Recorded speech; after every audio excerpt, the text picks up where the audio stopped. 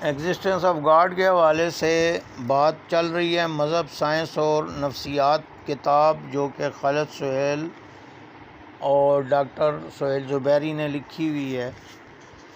تو existence of God کے حوالے سے پہلے 4 آڈیوز ہو چکی ہیں، یہ 5ویں ہیں۔ تو نمبر 4 میں 2 دلیلیں دی گئی تھیں، ابھی تیسری دلیل 1180 سے 1250 کے عرصے میں اٹلی میں ایک میتھمیٹیشین تھا جس کا نام تھا لیونارڈو پیسانو۔ 1202 میں اس نے اپنی پہلی کتاب دی لائبر عباسی لکھی، جس میں اس نے بتایا کہ ہندوؤں اور عربوں کا جو نمبروں کا نظام تھا، گنتی کا نظام، رومیوں کے گنتی کے نظام سے بہت اونچے درجے کا تھا۔ اس نے خرگوشوں کی نسل کشی یعنی بریڈنگ کرتے ہوئے میتھمیٹکس کا ایک عظیم راز یا قانون دریافت کیا، جو کائنات اصغر و کائنات اکبر، عالم اسفل اور عالم بالا میں یکساں طور پر نافذ العمل ہے۔ اس نے دیکھا کہ خرگوشوں کی بریڈنگ میں یہ خرگوش ایک خاص قسم کے ہندسوں کو فالو کرتے ہیں، اور یہ ہندسے اس ترتیب سے ہیں 1 1 2 3 5 8 13۔ ان میں سے ہر ہندسہ اپنے سے پہلے والے 2 ہندسوں کا مجموع ہے۔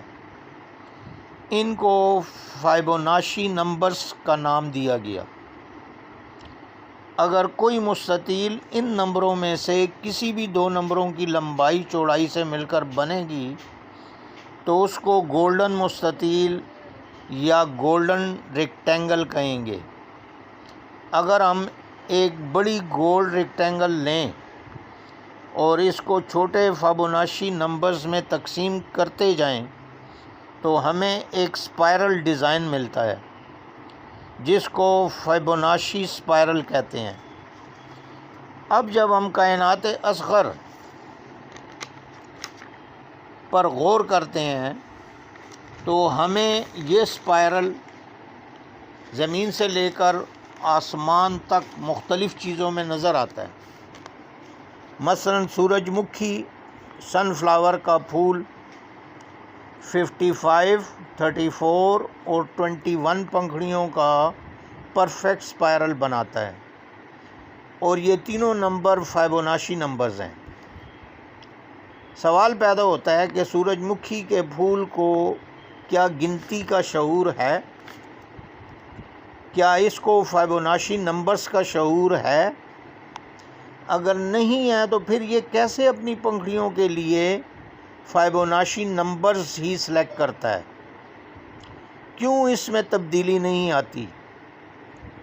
آخر یہ 55 34 21 کی بجائے 40 30 20 یا 35 25 20 کیوں نہیں سلیکٹ کرتا؟ اسی طرح اناناس پر 8 اسپائرلز ایک سمت میں اور 13 اسپائرلز عمودی سمت میں ہیں، اور سارے فائبوناشی نمبرز ہیں۔ اسی طرح دوسرے پھولوں میں بھی پنکھڑیوں کی تعداد فائبوناشی نمبرز کے مطابق ہی ہوتی ہے۔ مثلا لیلی کے پھول 3 پنکھڑیاں رکھتے ہیں، بٹر کپس کے پھول 5 پنکھڑیاں، چکوری کے پھول 21 پنکھڑیاں اور ڈیزی کے پھول 34 پنکھڑیاں، اور کالی فلاورز اور بروکولی یہ سارے 34 پنکھڑیاں رکھتے ہیں۔ اسی طرح یہ اسپائرل جو ہیں سٹار فش میں، درختوں میں، سنیل کورز میں، آئسٹرز میں اور انسانی جسم میں، حتیٰ کہ سمندری لہروں میں بھی پائے جاتے ہیں۔ کیا انفینٹ قدرتی نمبروں میں سے خاص قسم کے فائبوناشی نمبرز کو سلیکٹ کرنا اور ان نمبرز کو سلیکٹ کرنا جو اپنے پہلے آنے والے 2 نمبروں کا مجموعہ ہوں، جو ایک خاص قسم کا اسپائرل ڈیزائن بنائیں، کیا شعوری مداخلت کا ایک ناقابل تردید ثبوت نہیں ہے؟ کہ جس نے یہ کائنات بنائی ہے اس کو ان فیبوناچی نمبرز کا مکمل شعور اور ادراک ہے، اور اس نے ان کو کائنات کی تخلیق میں استعمال کر کے اور ایک اسپائرل ڈیزائن کا اپنا ایک سگنیچر بنایا ہے اور اس کے ذریعے اپنے ہونے کا ثبوت دیا ہے۔ تو اگر ہم فیبوناچی نمبرز کے حوالے سے اور فیبوناچی اسپائرلز کے حوالے سے کائنات اصغر اور اکبر کو دیکھتے ہیں تو ہمیں ایک کائناتی شعور کی مداخلت صاف نظر آتی ہے، کیونکہ انفینٹ نمبرز میں سے فیبوناچی نمبرز کو سلیکٹ کرنا جو اپنے سے پہلے آنے والے دو نمبرز کا مجموعہ ہوں، یہ کلیئر کٹ شعور کی مداخلت ہے، اور اس طرح اس خالق نے اپنے سگنیچر بنائے ہیں، یعنی اس نے شو کیا ہے کہ میں ایگزسٹ کرتا ہوں۔ اب یہ تو سمجھنے والے کی بصیرت کی بات ہے کہ وہ اتنی واضح دلیل کو بھی ریجیکٹ کر دے اور اس کو نہ مانے۔ یہ چانس تو نہیں ہو سکتا، لا آف چانس کے ذریعے یہ اسپائرلز ایکسپلین نہیں کیے جا سکتے، اور کمال کی بات یہ ہے کہ یہ کائنات اصغر میں بھی موجود ہیں، کائنات اکبر میں بھی ہیں، یہ خشکی میں بھی ہیں، یہ تری میں بھی ہیں، سمندروں میں بھی ہیں۔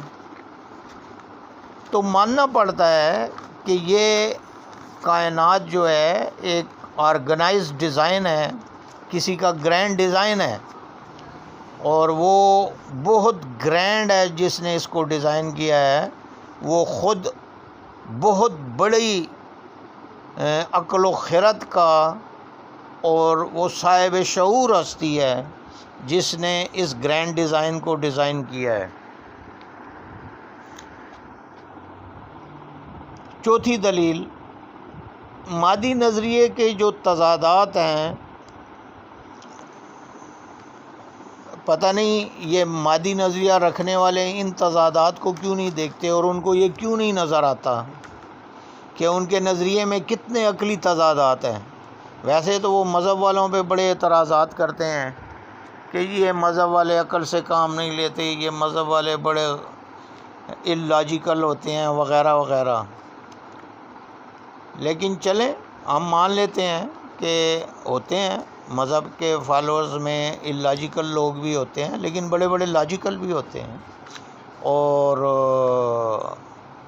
آپ سے بھی پھر یہی توقع کی جا سکتی ہے نا کہ آپ بھی لاجک کی بات کریں اور ان تضادات کو، ان انٹرنل کنٹرڈکشنز کو دیکھیں۔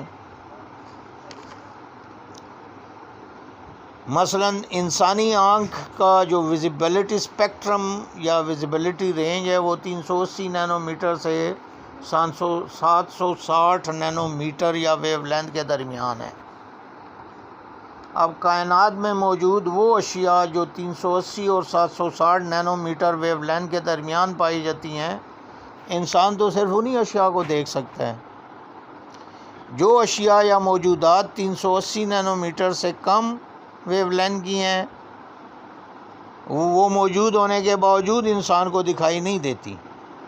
اسی طرح 760 نینو میٹر سے زیادہ ویو لینتھ والی اشیاء موجود ہونے کے باوجود انسان کو دکھائی نہیں دیتی۔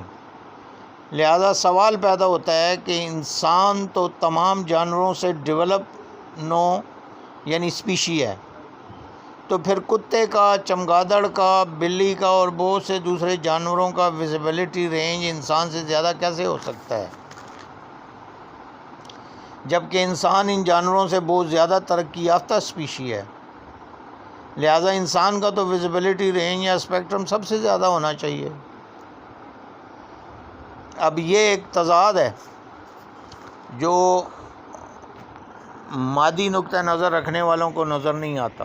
اسی طرح جب موجودات جو ہیں 20 ہرٹز سے لے کے 20,000 ہرٹز کے باہر بھی موجود ہیں، تو یعنی انسان کے ویزیبلٹی رینج کے باہر بھی موجود ہیں، تو پھر انسان کیسے دعویٰ کر سکتا ہے کہ وہ الٹیمیٹ حقیقت کو جانتا ہے؟ یعنی آپ تو موجودات کا ادراک ہی نہیں کر سکتے ہو، پوری موجودات کا، کہ چیزیں تو موجود ہیں لیکن آپ کا اپنا رینج ہی کم ہے۔ تو اب اس لمیٹڈ رینج کے ذریعے یہ دعویٰ کرنا کہ میں الٹیمیٹ حقیقت کو پا گیا ہوں، یہ کیا بیوقوفی نہیں ہے؟ اور یہ کھلا تضاد نہیں ہے؟ یہ اللاجیکل بات نہیں ہے؟ یہ تو اسی طرح ہی ہے کہ بندہ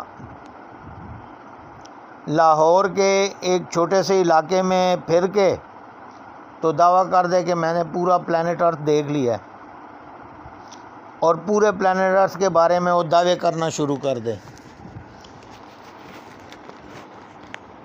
تو یہ انتہائی لاجیکل ہے۔ لہذا چونکہ انسان الٹیمیٹ ریالٹی کو پرسیو نہیں کر سکتا، ادراک نہیں کر سکتا، اسی لیے اس کو وحی کی ضرورت پڑتی ہے۔ اور دیکھیں یہاں لاجک جو ہے سیٹسفائی ہو جاتی ہے کہ اس کو وحی کی ضرورت ہے، اس وجہ سے کہ وہ الٹیمیٹ ریالٹی کا ادراک نہیں کر سکتا۔ تو اس حوالے سے وحی کی ایگزسٹنس ہونی چاہیے، اور ہم دیکھتے ہیں کہ بہت سے ہسٹری میں ایسی ہستیاں گزری ہیں جنہوں نے ریولیوشن کا دعویٰ کیا ہے۔ دوسری چیز، اسی طرح انسان کی سننے کی جو رینج ہے وہ 20 ہرٹز سے لے کے 20,000 ہرٹز تک ہے۔ 20 ہرٹز سے کم ویو لینتھ کی آوازیں اور 20,000 ہرٹز سے زیادہ ویو لینتھ کی آوازیں انسان سن ہی نہیں سکتا، لیکن بہت سے جانوروں کی سننے کی رینج انسان سے زیادہ ہے۔ اگر انسان ان جانوروں کی ترقی یافتہ شکل ہے تو پھر انسان کی تو سننے کی رینج سب جانوروں سے زیادہ ہونی چاہیے، جبکہ ایسا نہیں ہے۔ تو یہاں بھی مادی نظریے میں تضاد پایا جاتا ہے۔ ایک یہ تضاد کہ انسان کی رینج ان سب سے زیادہ ہونی چاہیے، لیکن آن گراؤنڈ ایسا نہیں ہے۔ دوسرا یہ تضاد کہ جب انسان 20 ہرٹز سے کم اور 20,000 ہرٹز سے زیادہ آوازوں کو سن ہی نہیں سکتا، تو پھر اس کا مطلب یہ ہے کہ وہ الٹیمیٹ ریالٹی کا ادراک کیسے کر سکتا ہے؟ وہ نہیں کر سکتا۔ اور جب الٹیمیٹ ریالٹی کا ادراک نہیں کر سکتا تو پھر وہ کائنات کے بارے میں یہ دعویٰ کیسے کر سکتا ہے کہ جی کوئی خالق نہیں ہے، کوئی کائنات کا مالک نہیں ہے، کوئی کریٹر نہیں ہے؟ کیونکہ انسان میں یہ کیپیسٹی نہیں ہے کہ الٹیمیٹ ریالٹی کا ادراک کر سکے۔ لہٰذا یہاں سے بھی ایک لاجیکل تقاضا بنتا ہے کہ الٹیمیٹ ریالٹی اس پر ریویل ہونی چاہیے آؤٹ سائڈ سے، اور یہ لاجیکل تقاضا ریولیوشن کے ذریعے پورا ہو جاتا ہے جب انبیاء دعویٰ کرتے ہیں کہ جی ہمیں الٹیمیٹ ریالٹی ریویل کی گئی ہے۔ تو یہاں ایک سیکوینس، ایک کوہیرنس پیدا ہو جاتا ہے لاجک میں اور آن گراؤنڈ ریالٹی میں، جبکہ مادی نظریے میں یہ کوہیرنس نظر نہیں آتی۔ انسان کے ویزیبلٹی اسپیکٹرم اور آڈیبل اسپیکٹرم یعنی دیکھنے کی حدود اور سننے کی حدود کے حوالے سے دیکھا جائے تو اس سے یہ نتیجہ نکلتا ہے کہ انسانی آواز کے ذریعے حتمی حقیقت یا ریالٹی کا ادراک کیا ہی نہیں جا سکتا۔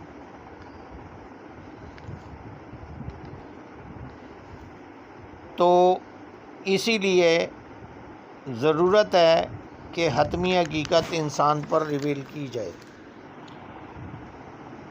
دنیا میں کیڑے مکوڑے کھانے والے پودوں کی 500 اقسام پائی جاتی ہیں۔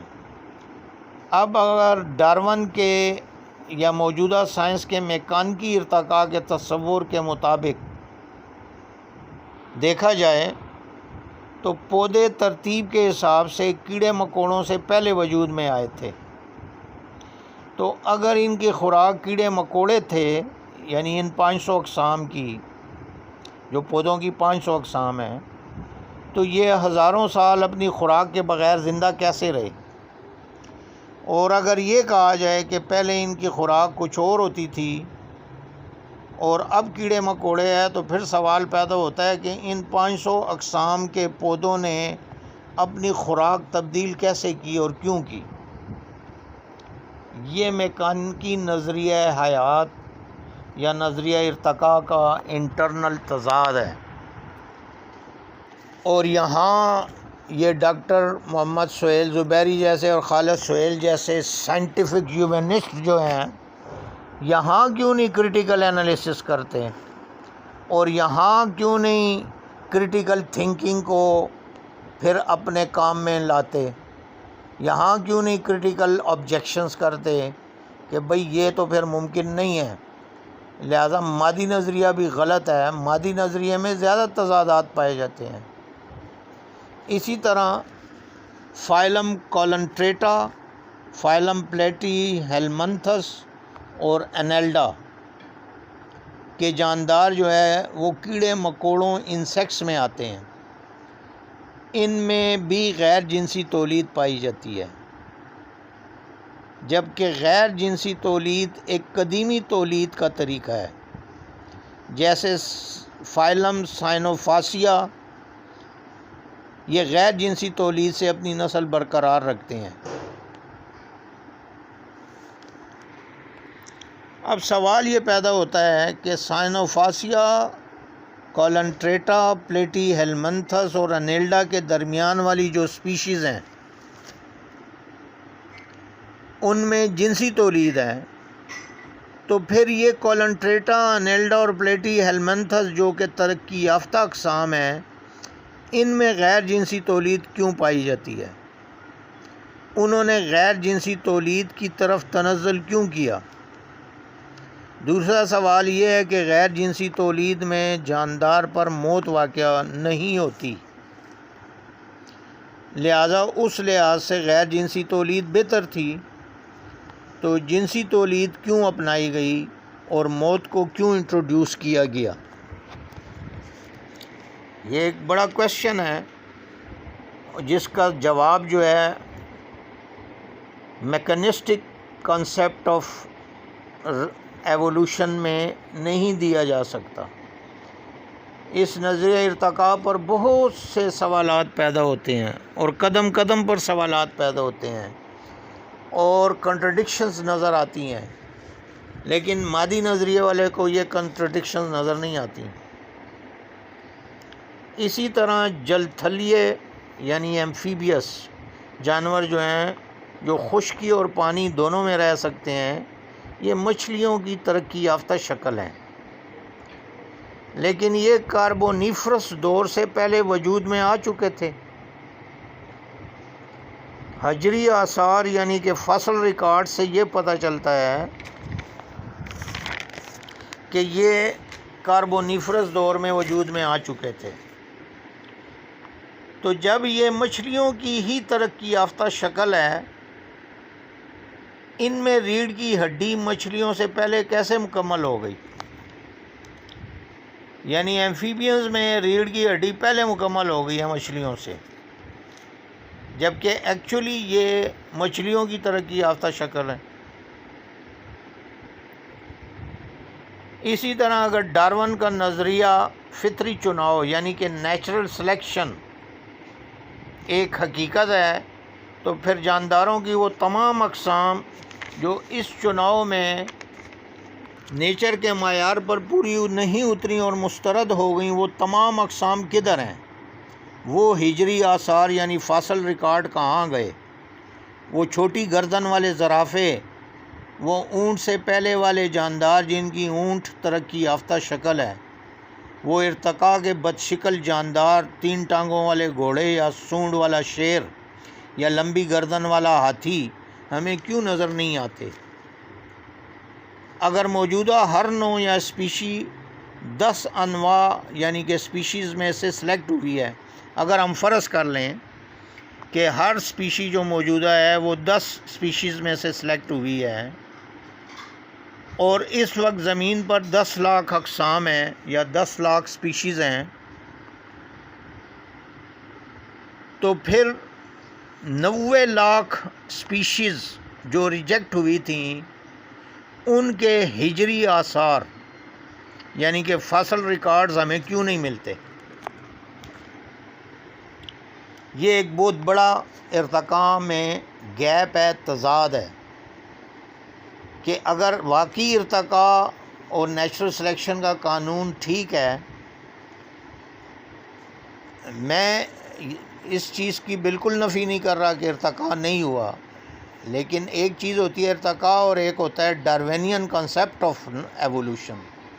تو میں صرف ڈاروینین کنسیپٹ آف ایوولوشن پہ اعتراض کر رہا ہوں اور میکینسٹک کنسیپٹ